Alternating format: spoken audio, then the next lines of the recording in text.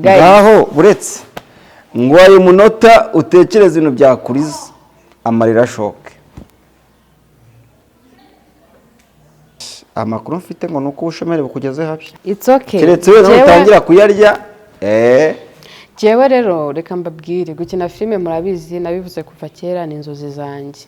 Kuva nkiri umwana geraho ariko narakomeje ndarwana nshaka abantu bakina amafilime bafite amafilime yabo mbasaba kunshyira mu mafilime bakaba unabyemeye nyine ki umwo mbonye ngewe mfite icyo mufasha ndamufasha ntago najya kubara ngo ni bangahe pe. Ubundi umuntu wese ava akagera ntago ndagera kuri level yo gufasha se. Oya ntago ndagera kuri level yo kuvuga ati nihaye inshingano runaka ku bantu. Ubu ngubu abo mfite mu nshingano zanjye n'abanje nyine mbana nabo mu buzima bwa buri munsi. Ariko nundi wo ku ruhande mbonye ufite ikibazo nshoboye kugikemura ndagikemura. Ariko ntago ndiha inshingano zo kuvuga ati wenda mu kwezi cyangwa se mu mwaka ngomba gutangira abantu runaka mituweli, ngomba kugaburira abantu bangana gutya, ngomba kwishyura abantu amashuri bangana gutya, ntago urwo rwego ndarugeraho pe. Wenda Paul dushobora guhura ushonje mfite icyo kurya nkakiguha ahubwo ndemera ntago ushonje. Ubu ndahaze noneho. Udahaga se waba uri kuvuga umwuka wawe ukura. Yewe cyambere nabwira urubyiruko ntibagatinya akazi. Ikindi abari mu mujyi wa Kigali ntimukizirikire mu mujyi wa Kigali kuko mu mujyi wa Kigali ushobora kuba ufite ibihumbi byawe 500 ubona nta business wabikoramo. Ariko ushobora kujya ahantu mu cyaro amafaranga yawe akagira agaciro ukaba wakora nyine ukazamuka. Imishinga myinshi irahari yo kuba mwakora nk'ubu nkanjye wenda ngiye gukora filime bishobora kwanga nkajya mu ubworozi bukanga nkajya mu buhinzi bukanga nkajya gucuruza imyaka nkagira gute ariko kwicara nyine wumva ko akazi kabuze nyine utabona ikintu cyo gukora sha wapi uzaza unsaba ubufasha mbufite nzabumuha. Yewe n'abahungu wase bakwizera utera kiyo mumaze ugafata mwiyemera kandi iyo nkurebye bamura nawe ari uzakirukanye bagirwa yemuko ngaho tegereza. Ariko rero iyo mba nkwibagirwa ntago n'ubu tuba tugikora ndacyakwibuka. Kunyibuka ni kimwe kuko ushobora kunyibuka bitewe n'ubuzima urimo uwo munsi bwahinduka ukatumira nka Nyambo urabizi ko yahise yirengagiza benshi. Reka mbasuhuze cyane kandi mbifurize ibihe byiza tugize umugisha wo kongera kubana n'umukobwa wanyu mukunda akaba ari umugore afite abana afite n'umutware. Ni byiza cyane yitwa Firdaus kuri channel yitwa Firdaus Official wamusangayo ugakora subscribe maze bikagenda neza cyane. No kuri TikTok kuki tunajya mvuga TikTok ni Firdaus Official, YouTube ni Firdaus Official hose mujye munkurikira. TikTok wo mu Rwanda ngo ni ihemba. It's okay. Ngo niyo mpamvu itavugwa. Nta kibazo. Ndayibabwira. Official Frida. Yes. Hello bakunzi banjye nizere ko bameze neza ndabasubuje kandi mbifuriza ibihe byiza. Maze iminsi ntaboneka ariko muhumure nagomba nabatereranye abantu mwakoze subscribe kuri channel ndabizi ko mwamukeneye kubona video zanjye ariko impamvu ntari kuboneka muri iyi minsi hari ibintu binini ndi kubategurira kandi ndabizi ko bizabashimisha mukore subscribe kugira ngo tujye tubana 5 kuri 5 hanyuma ibyo ndi kubategurira nimbiza nabwo muzabibone mu bambere ndabinginze mu supporting kugira ngo nanjye ngire imbaraga nyine zo gukora cyane. Yes. Babikore kandi babikore babikunze. Aha. Kutambaza ibyo ndi kubategurira? Ni ibiki nyine? Ndi kubategurira filime. Filime nziza. Ubu ngubu nyine tugiye gutangirira mu short movie. Filime ewana iza ikubita irangira. Hanyuma nibigenda neza mukadusapotinga mukatwereka ko ibintu mwabikunze na series tuzazikora. Abantu batari bazi Paul bazambona. Paul tumaranye imyaka n'imyaka kuri aka gace. Muzamubona na Paul arimo muri saga zose Firdaus yanyuzemo mwaranyumvaga nimigeze mumbona. harimo abakobwa beza, harimo abamama beza, harimo abasore beza. Rwose abantu mukore subscribe, noneho abagabo mbafitiye abakobwa beza muri iyi filime, nimubishaka muzajye munatambutsa n'iyereko, sibyo? Ya, nizere ko mugiye kubikora. Yes, aho ngaho ni fresh, ni sawa cyane. Abantu rwose turabararitse. Vuba ngaha ndabatamotive. Ubundi nindangiza duhita.com. Nyine njyewe nakabe n'ubu ngubu mbahereza filime, ariko impamvu ntari kuyibahereza ari ibintu nkiri gushyira ku murongo. Nago nshaka kuzabaha filime ngusange ngo maze iminsi ngaye ntayibahaye. Ndashaka kubahereza ndi serious ku buryo nta rungo. Ubundi filime ngiye gukora sinabwiye ko ari short movie. Ni filime zifite message, zifite ubutumwa. Urumva? Nago nshaka kubaha ibintu bidafite ubutumwa. Musenge cyane pe. Mureke ko mwaboro niyo filime isohotse ko tuzifida busubisha arabeshya. Mbere najyaga mbabwira filime ntaranashutinga, ariko ubu already shoot ya mbere twarayikoze. Turacyari kweditinga ibi kugira ngo nyine izanyureho vuba aha. Ndabaha trailer, muzabona ni filime nziza. Nakabe mbabwiye izina ariko ntago ari seri. Nababwiye ni short movie. Izitwa Amarira y'urukundo. Ni filime nyine y'ubuzima tunyuramo. Nshaka nayita ubuzima tunyuramo, ariko nyine kubera ko ari short izajya irangira buri gice mfite kucyita izina ryacyo, cyangwa se dufite amahitamo abiri. Nashaka kuyita buri gice izina ryacyo, cyangwa se byose hamwe tukashaka izina nyine rizingiye hamwe rizitwa ayo mafilime yose. Hanyuma ni mubikunda rwose mukatwereka ko turi kumwe kandi mwakunze ibintu turi kuba, tuzabakorera n'ama-series meza cyane. Ya filime yitwa Amatiku tuyareke tujye dukora ibintu bifite ubutumwa. Muve mu matiku. Kam. Mukore subscribe kuri iyi channel. Amatiku tuyavemo. Nta butumwa burimo reka. Reka manza nkwibwirira akantu. Ko nduzabaye umutuku cyane bimeze bite? Ntago ndo umutuku. Wabaye umuzungu. Ndi umwirabura. Kandi abazungu baba batukura pe. Ndi umwirabura. Uziko watukuye n'iminwe igatukura, ahantu hose hagatukura. Cyangwa wantukuje. Abaye. Guys, niba yantukuje mumenye ko njyewe ndi umumama usa neza w'inzobe iri naturel. Wahoze uri umuyisilamu akaba yarayivuyemo. Ndi umuyisilamu. Nagubona ko nambaye sharia, ariko nimubibona. Sharia. Yakanze bifite n'umufugo n'ingofero bayitwa ngo iki? Ni sharia yewe. Hari bifite n'ikigofero imanuka. Kuvuga jilbabe. Aka ni akajitandiro. Oya, wowe rwose wataye umuhamagaro wa Isilamu. Reka agatambaro mu mutwe, ariko mana guys, mbafitiye filime nziza ngenda cyavuga kuri filime gusa. Nago nshaka kumva ibintu pora ariko vuga. Nimudakora subscribe ngo iyi filime ibagere ushaka agenda karanyica. Agenda karambabaza. Muri amunci neze zo gukomeza kubaha ibintu byiza. Tuba twasemo gukora ibintu byiza bifite ubutumwa, bifite ikintu bimarira societe nyarwanda. Ko mbonye bikujabuka. Namwe niyo mpamvu. Fridaw, mbonye bikujabuka. Gute? Mbonye utubeshya nka cyagiye. Akupo. Hani pari kuvuga gutyo ntawe twashutinze. Ishuti ya mbere already twaraye. Nyine ari kushaka gutangira nyuma bikakunanira. Oya. Biragirwa mu ruhare n'abakunzi banjye. Basharinga izi filime zigiye gusohoka vuba. Muhumure rwose. Kandi ikindi kintu kizaba cyiza. Jewe Abanyarwanda n'Abanyarwandakazi bifuza gukina filime bafite talent, bari talented. Njyewe nzabafasha muze muri filime yanjye tuzamura impano zanyu. Nta mafaranga uzabaca. You support me, I support you. Nta mafaranga uzabaca. Jewe ku muntu ufite impano, ariko nyine uyifite pe, atari bya bintu byo kuvuga ngo kubera ko mbikunda, kuko abantu twese dukunda ibintu pe, atari kuvuga ngo niko mbikunda. Ukaba ufite impano, jewe nzabikora.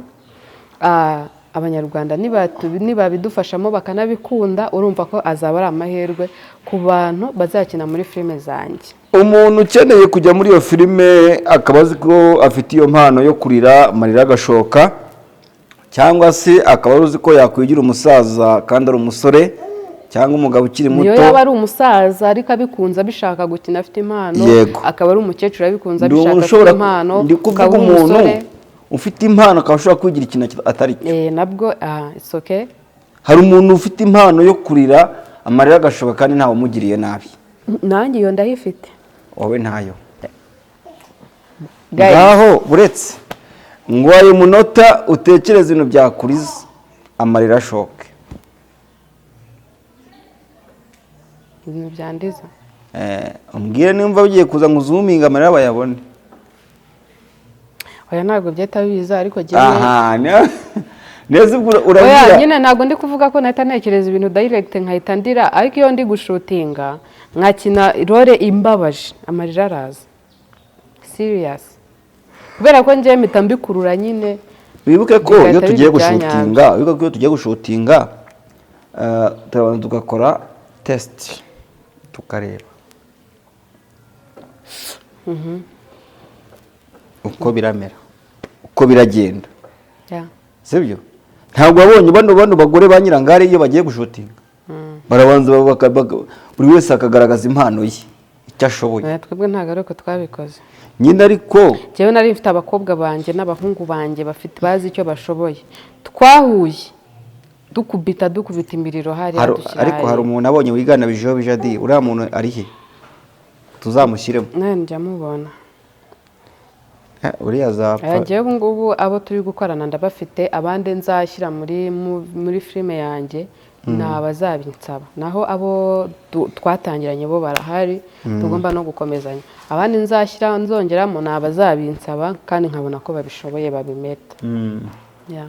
Yes, ibyo nibyo birumvikana cyane. Reka turebere ubuzima bwawe muri iyi minsi. Amakuru mfite ngo nuko ubushomeri bukugeze habi. Uramenye ndimo ndategura filime iba yamazeho. Nyine iyo filime ishobora kuza gusiga mu bukene bukabije. It's okay. Keretse we utangira kuyarya. Jewe rero reka mbabwire, gukina filime murabizi nabivuze kuva kera ni inzozi zanjye.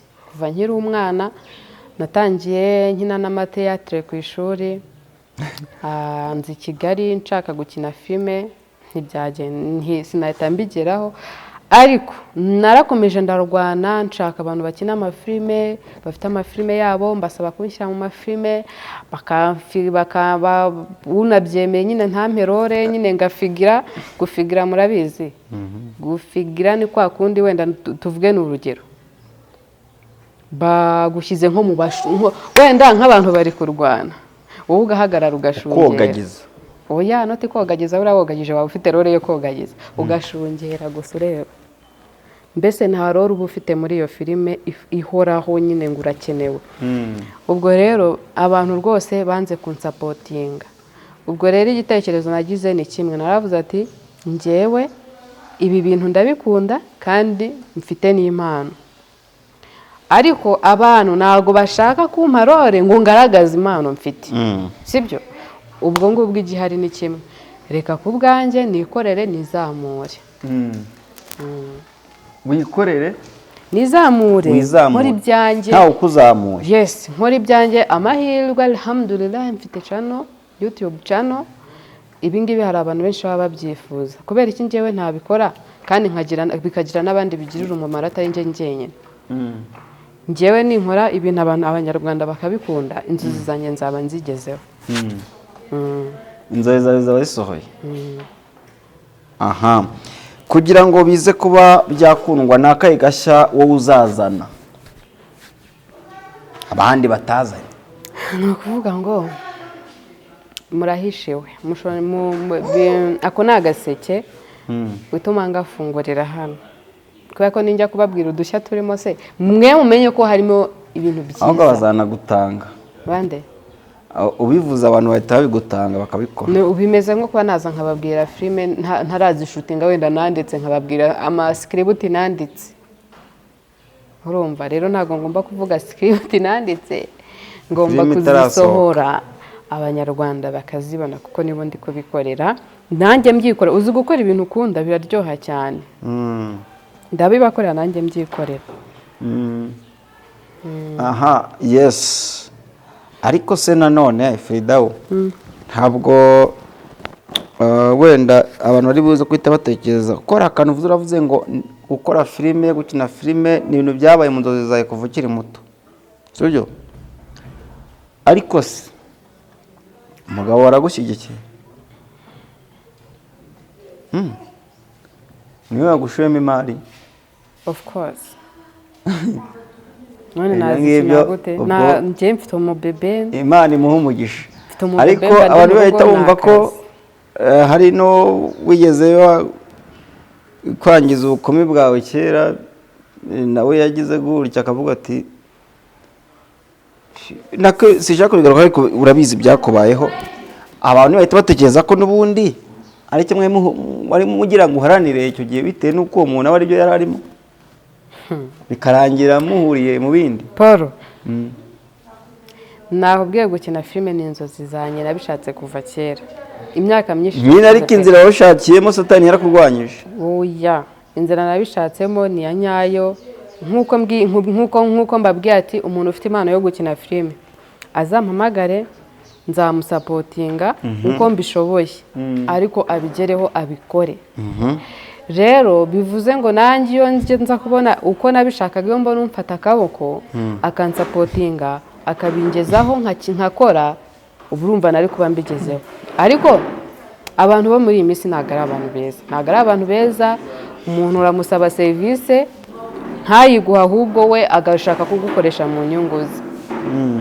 Njye rero bakobwa banjye ndi umubyeyi ndi umumama muhumure nta muntu nzagira ikintu nkoraho kibi uzaza unsaba ubufasha mbufite nzabumuha yewe n'abahungu wase bakwizera utera kiyo mumaze ugafata mwiyemera kandi iyo nkurebye bamura nawe ari uzakirukanye bagirwa yemuko ngaho tegereza.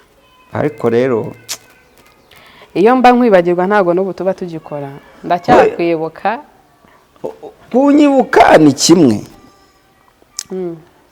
kuko ushobora kunyibuka bitewe n'ubuzima urimo uwo munsi bwahinduka ukatumira nka nyambo urabizi ko yahise yirengagiza benshi harimo n'aka gatipe kajyaga gakina filime kari bakina ibikoteti y'abanyamurenge uramuzi yewe nyine ntago nzo ko barakundanaga wese agira uburyo bwe birangira bagize ute bashwanye buri muntu wese agira uburyo hashize iminsi Kitty Brown abarafunguwe ati tukabishuti nyamba arebye abona katipe kakabyinnyi naho kazamugeza abarakajugunye. So mu byukuri rero ndimo ndabona mushobora kuba mugaragara muri hasi ariko mumaze kuba hejuru mushaka kubana n'abari hejuru gusa. Ni kuvuga ngo uwo gufashwa ugomba kumufasha niba ufite icyo ufasha umuntu kandi akeneye ubwo bufasha ugomba kubumuha. Njyewe ntago nakima ikintu ubufasha umuntu kandi abukeneye kandi nanone iyo umuntu yazamutse already n'inzego zirahinduka sibyo. Paul ntago uzaba mu mezi 3 ugaburira abantu bangahe? Njyewe ngaburira abantu benshi ndavuga batishoboye ubasanze aho bari cyangwa se ubasuye mbonye ufite iki mbonye ngewe mfite icyo mufasha ndamufasha ntago najya kubara ngo ni bangahe pe. Ubundi umuntu wese ava akagera ntago ndagera kuri level yo gufasha se. Oya ntago ndagera kuri level yo kuvuga ati nihaye inshingano runaka ku bantu. Ubu ngubu abo mfite mu nshingano zanjye n'abanje nyine mbana nabo mu buzima bwa buri munsi. Ariko n'undi wo ku ruhande mbonye ufite ikibazo nshoboye kugikemura ndagikemura ariko ntago ndiha inshingano zo kuvuga ati wenda mu kwezi cyangwa se mu mwaka ngomba gutangira abantu runaka mituweli ngomba kugaburira abantu bangana gutya ngomba kwishyura abantu amashuri bangana gutya ntago urwo rwego ndarugeraho pe. Wenda Paul dushobora guhura ushonje mfite icyo kurya nkakiguha ahubwo ndemera ntago ushonje ubu ndahaze noneho udahaga se waba uri kuvuga umwuka wawe ukura ahubwo ndimo ndasinzira uze kunyitegereza neza urebe. Aha tukiri aho ngaho rero sasa sibyo Firidausi twabonye agiye muri media aje gukora ibiganiro bukeye abivamo iminsi atubwira uti rero mbafite filime bukeye niyayiduha itayigira Zambia nahise mpindura gahunda uyu munsi ayagarutse ati noneho mfite filime simbabeshye. si ubwa mbere ako guys ni ubwa ese mbere si kuki itagora indirimbo bazadutuye umuzigo nka Joyeuse cyangwa n'abandi bose ayanjye nta mpano yo kuririmba mfite nzakwandikira indirimbo se basubiririmba oya ujye mu nyandikira oya ushobora kuba udafite iyo guhanga ariko ufite iyo kuririmba kuko buriya Vestina na Dorcas nabo guhanga ntabyo bazi afite iyo mpano yo kuririmba kubura ni nyinshi baririmba nazo nizo bandikirwa n'abandi nanjye rero nta niyo mfite ahubwo icyakubwira ko iyo kwandika buranda ndayifite mfite iyo kwandika maze kwandikira abahanzi bangahe ese niba nandika filime ugira ngo indirimbo kuyandika byane reka da filime se none se filime yari injyana uzakenera ariko iyo wanditse indirimbo none se buriya iyo wanditse indirimbo buriya ushobora guhutura ibintu by'ibigambo ariko kubura melodi yayo bikagucanga wari uzi ko se umuntu ashobora kwandika indirimbo undi akayiha melodi ubundi uretse twebwe ibintu ahangaha twishyiramo ngaho ugasanga nk'ikintu cyose nk'ubu nkanjye filime narayanditse ndi director ndi iki kindi ndi nyiri projet nyiri projet ni ugomba kudirectinga iyo kandi ubundi ubu usanga nka filime hari nyirayo wayishoyemo amafaranga hari bazanditse na benshi si n'umwe hari abadirectinze hari abareberaga abari kweditinga hari abambitse abantu ama make-up ibintu byose ariko uzi ko ibyo bintu biba bishinzwe n'umuntu umwe hano muri iki gihugu mu by'ukuri rero nibyo tuvuga ubwo abantu bo ngira ngo barabyumva Firdausi noneho aje ntabwo aje kutubera ikigeragezo ahubwo aje kuba igisubizo cya stress hano afite stress agiye kubakiza agiye kubavura kari witwara supporting je nyine support yanyu support ni iyihe rero ni gukora subscribe mukaliking no video mukayisharinga and comment filime yasohoka mukaza mwirukanka mu bambere muyireba icyo nicyo mbakeneye ubundi bindi sha muzamva abantu benshi bazabona umugisha kubera ngewe koko bazabona umugisha abantu ntibakunda ibikorwa byanjye hari abantu bazangiriraho umugisha benshi ko njyewe ndi umuntu icyo mfite nyine nanjye ngisangiza abandi gahorana amata ashaka gahorana amata wamfura amata guhame yego yego rero ubwo abari bakubonye kwa Bijijo bija cyangwa se bakubona kwa Kiramani uri mukinamo abantu rero baze kureba kwa Firdausi official hagiye kujya haco filime nuko tutaramenyekana ngo izabishingiye kuki ni mu buzima tunyuramo ishingiye ku buzima tunyuramo ariko byaba ari filime nabone ishingiye ku buzima bakire banyuramo cyangwa bakene banyuramo byose birimo urubyiruko imiryango nyine abubatse umusore n'inkumi abasaza n'abakecuru abana simubizi se emva hano mfite n'abakobwa bazi gukina batwini banjye nanjye ndashaka rwose nimba nubikoze neza nanjye nzakwandikira filime nziza cyane ariko iyo filime ngiye inana yanditsira ntahari kuntu imeze yo birasaba ko izazamo n'umusirikare nimba tuzabona imyenda ya gisirikare simbizi ibyo ntabwo byabura ubundi abakunzi bacu ntibabigiramo uruhare ibintu byose hakoze imishinga tuba dufite mu mutwe myinshi cyane nari nzi ko nzayisora mu Rwanda nihaza amahadi yewe ubu ngubu ndi gukora short ariko si ubibona se series nzazikora nyuma kuko seri urabanza nyine ukagira umurongo ugenderaho abantu bari serious batabura kugira ngo nyine ujye ubahereza filime zimeze neza ejo mu kanya utazaba uri gukinisha abantu mu kandi kanya bababuze urabanza ukubaka team imeze neza nyine iri serious yes urakoze cyane tugana ku musozo w'ikiganiro cyacu ndagira ngo uze kugira inama urubyiruko cyane ruri gusoza amashuri segonderi ndetse na kaminuza aho abantu bose bishuye mu ngeso z'uburaya abandi bakajya mu ngeso z'ubutinganya abandi bakajya mu ngeso zo kunywa ibiyobyabwenge ariko nyamara hari uburyo bashobora gukoresha imbuga nkoranyambaga bakazibyaza umusaruro. Firidausi yenda nawe wakabaye warabaye akarara, ariko Imana yagushyigikiye umunsi ufite urugo, ariko ukavuga uti ntabwo jyewe nakomeza kubaho nicaye gutya, nanjye ngomba gutera inkunga umugabo wanjye cyangwa se urugo rwanjye, bityo nawe nkamufasha n'ubundi gutunga urugo, ariko nkabicisha mu mpano yanjye, ngakina filime.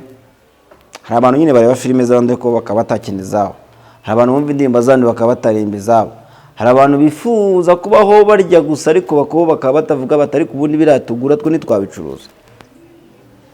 Gira inama abantu bameze nk'abo ngabo, urubyiruko cyane cyane. Shangewe rero buriya ikintu buriya nabonye navuga ngo iki Paul, mbagira inama se y'ibyo bakora, mbagira inama y'iki? Nyine kubagira inama, hari uburyo umuntu avuga ngo ni umushomeri kandi ugasanga abona mega zo gupfa ubusa. Yewe icya mbere nabwira urubyiruko ntibagatinya akazi. Ikindi abari mu mujyi wa Kigali ntimukizirikire mu mujyi wa Kigali, kuko mu mujyi wa Kigali ushobora kuba ufite ibihumbi byawe 500 ubona nta business wabikoramo, ariko ushobora kujya ahantu mu cyaro amafaranga yawe akagira agaciro, ukaba wakora nyine ukazamuka. Imishinga myinshi irahari yo kuba mwakora. Nk'ubu nkanjye wenda ndi gukora filime bishobora kwanga, nkajya mu bworozi bukanga, nkajya mu buhinzi bukanga, nkajya gucuruza imyaka, nkagira gute, ariko kwicara nyine wumva ko akazi kabuze nyine utabona ikintu cyo gukora, sha wapi. Akazi kose ni akazi, kandi ntago akazi ari ukujya gukora mu tubari. Nyine umuntu aba agomba gukora akazi, ariko nanone atekereza ngo aka kazi ndi gukora nyuma y'igihe runaka karangiza kuki. Nimba se ndi gukora mu kabari, nimba ndi gukora muri restaurant, nimba ndi gukora hehe, nyine udufacting job nyine turi aho ngaho duhemba amafaranga make. Aya mafaranga ndi gukorera none aha birashoboka ko yazavamo igishoro kinini cyazabyara ibingibi, ugakora nyine ufite intego. Nuti gukora nta ntego ufite mu buzima bwawe, wabonye icyo kushyira mu nda birarangiye, ubwo nyine byabaye nta kindi kintu. So uba ugomba gukora ko ufite target y'ibintu kandi binini, kandi ibyo bintu ugomba kubigeraho mu gihe nyine uri kubitagetinga. Kandi urumva iyo ufite intego uba ufite naho kuzazikabiriza, uvuga ati ahangaha ndi kama mbaya ndi gukora gutya, ndi gusevinga gutya, ndi gukora gutya, ariko amafaranga agomba kuboneka biciye muri izi nzira.